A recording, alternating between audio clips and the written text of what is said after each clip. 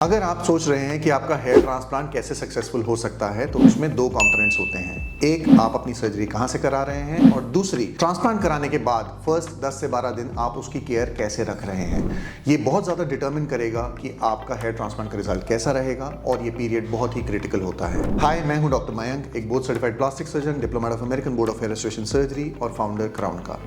आज हम इस वीडियो में डिटेल में आपको बताने वाले हैं एक स्टेप बाय स्टेप कि आप हेयर ट्रांसप्लांट कराने के बाद अपने सर की केयर किस तरीके से रखें कि आपको बेस्ट रिजल्ट्स डिलीवर हो सकें।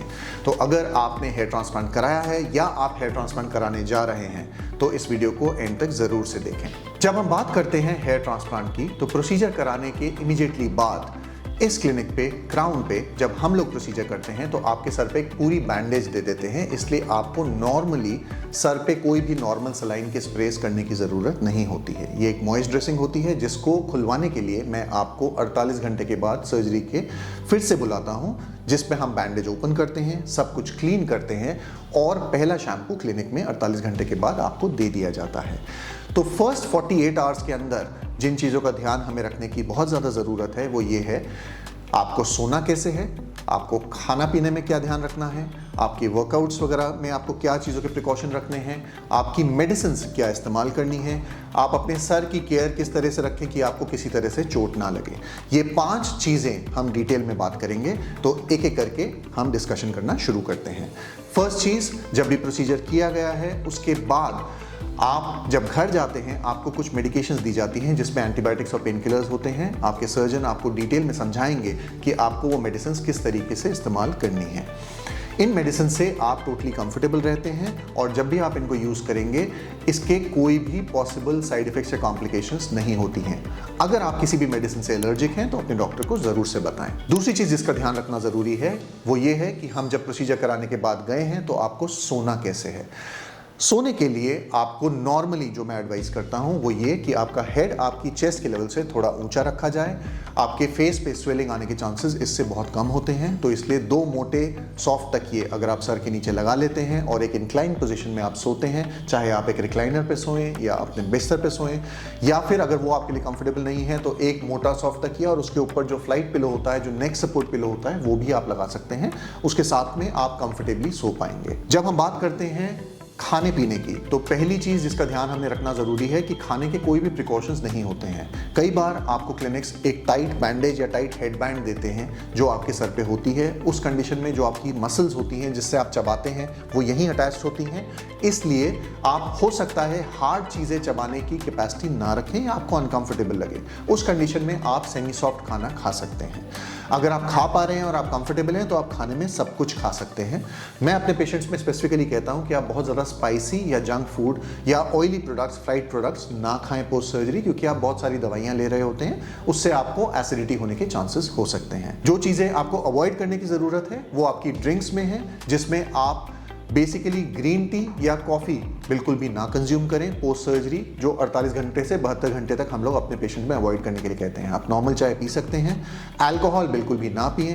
अगर आप स्मोकिंग करते थे और आपकी स्मोकिंग सर्जरी से पहले बंद करने को कही गई है तो पोस्ट सर्जरी डेफिनेटली ध्यान रखें कि आप वापस स्मोकिंग शुरू ना करें तब तक जब तक शेडिंग होकर वापस हेयर फॉलिकल्स की ग्रोथ शुरू ना हो। अब हम बात करेंगे आपकी स्पेसिफिक हेड केयर की। तो पहले 48 घंटे में आपका हेड हैवी होता है, नम होता है, सुन होता है। इसलिए जब भी आप किसी लो सरफेस में एंटर कर रहे हैं, जैसे आप गाड़ी में बैठने जा रहे हैं या आप कोई भी ऐसी जगह जहाँ पे आपकी सीलिंग लो है या फिर कोई कबर्ड है जो नीचे खुलती है, उसमें बहुत ध्यान रखिए। आपका सर जब नम होता है आपको पता नहीं रहता है उसकी हेड की ओरिएंटेशन कैसी रहती है, तो आप अपने सर को टकरा सकते हैं उस चीज़ के अंदर और इंजर कर सकते हैं। इसलिए कॉशियस रहिए कि आप कहीं पे भी ऐसी लो सरफेस में बैठने जा रहे हैं तो हाथ रख के अपना एक डिस्टेंस का आइडिया लेते हुए उसके अंदर एंटर करें। अब हम बात करेंगे लास्ट चीज़ की कि आप क्या नहा सकते हैं। बिल्कुल नहा सकते हैं। आप अपने सर को गीला ना करें, आप अपना फेस वॉश कर सकते हैं, बॉडी बाथ ले सकते हैं, लेकिन 48 घंटे तक अपने सर पे डायरेक्टली पानी ना डालें। जब आप 48 घंटे के बाद क्लिनिक वापस आते हैं तब आपकी बैंडेज जब ओपन हो गई है और आपको पहला शैम्पू दे दिया जाता है, तब आपको हम सिखाते हैं कि आपको उसके बाद से किस तरह से शैम्पू करना है। तो शैम्पू का जो बेसिक्स हैं वो ये हैं कि आपको फ्रिक्शन कॉज नहीं करनी, यानी रगड़ नहीं लगनी चाहिए फॉलिकल्स पे। और दूसरी चीज़, बहुत हाई प्रेशर से शावर का इस्तेमाल ना करें। तो या तो आप मग में पानी ले लें जिसमें दूसरा हाथ बीच में खोल के आप लगा लें और हाइट से पानी ना फेंकें, धीरे से उसमें पानी पोर करें जो इस हाथ पे गिरे और उसके बाद आपके सर पर आए।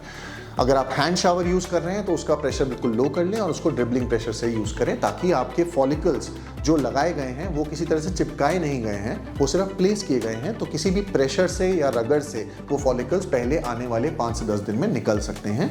तो बहुत केयरफुली इसको शैम्पू करें जिस तरीके से आपको सिखाया जाएगा। शैम्पू भी हम अपने पेशेंट्स में रगड़ने के लिए मना करते हैं। नॉर्मली हम अपने पेशेंट्स में बोलते हैं कि आप एक लिक्विड फोम बना लें, मग में थोड़ा पानी डाल के उसमें शैम्पू का एक घोल बना लें और उसको धीरे जेंटली अपने सर पे पोर कर लें, उसको रगड़ने की ज़रूरत नहीं पड़ेगी। कुछ सर्जन्स सर पे शैम्पू से टैपिंग करने को कहते हैं, जो भी आप कर सकते हैं, लेकिन किसी भी हॉरिजॉन्टल या वर्टिकल तरह से उस पर रगड़ ना लगाएं।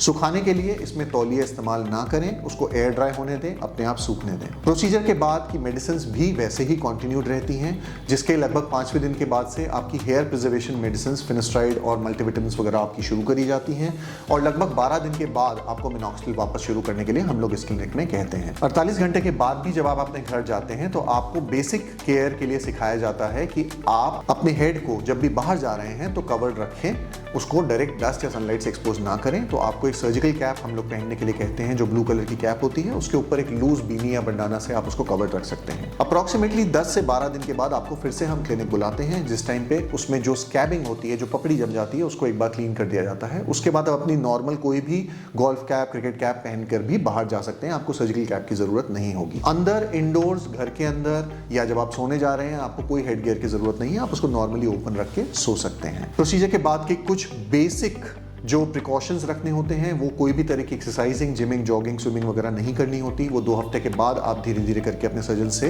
पूछ कर शुरू कर सकते हैं। अग्रेसिव विगरस एक्सरसाइजेस हम लोग 3 हफ्ते से पहले अपने पेशेंट्स में करने के लिए मना करते हैं। किसी भी तरह की रगड़ या फ्रिक्शन 10-12 दिन के बाद कोई प्रॉब्लम नहीं क्रिएट करती है, इसलिए उसके बाद आपको ये घबराने की जरूरत नहीं है। आपकी एक्यूट केयर इसके बाद खत्म हो जाती है। इसके बाद आपका सिर्फ एक ही काम होता है कि जो मेडिसिन आपकी प्रोग्रेसिव हेयर लॉस को रोकने के लिए दी जाती हैं, चाहे वो मल्टीविटामिन, फिनेस्ट्राइड, मिनॉक्सिल के कंपोनेंट्स हों, वो डेफिनेटली कंटिन्यूड रखें और अपने सर्जन को मंथ टू मंथ ज़रूर से दिखाते रहें या अपनी फोटोग्राफ्स भेज के उनसे केयर असेसमेंट ज़रूर से लेते रहें। मैं आशा करता हूँ अब आपको इस चीज़ की क्लैरिटी मिल गई होगी कि अगर आपने हेयर ट्रांसप्लांट कराया है या आप कराने जा रहे हैं तो ये आने वाले 10 दिन आपके लिए बहुत क्रिटिकल रहने वाले हैं। उसका केयर ज़रूर से रखें और इससे ही आपका हेयर ट्रांसप्लांट सक्सेसफुल हो सकता है। अगर आपके कोई भी क्वेश्चंस हैं या कोई कमेंट्स हैं तो नीचे दिए गए कमेंट बॉक्स में ज़रूर से डालें। अगर आपको ये वीडियो पसंद आया हो तो इसको लाइक और शेयर ज़रूर से करें और अगर आप कंसल्टेशन करना चाहें अपने हेयर लॉस के लिए, हेयर ट्रांसप्लांट के लिए, या आपने प्रोसीजर कराया है और उसके बाद भी आप हमसे बात करना चाहते हैं तो नीचे दिए गए नंबर्स पे हमें कॉन्टैक्ट कर सकते हैं। Thank you so much.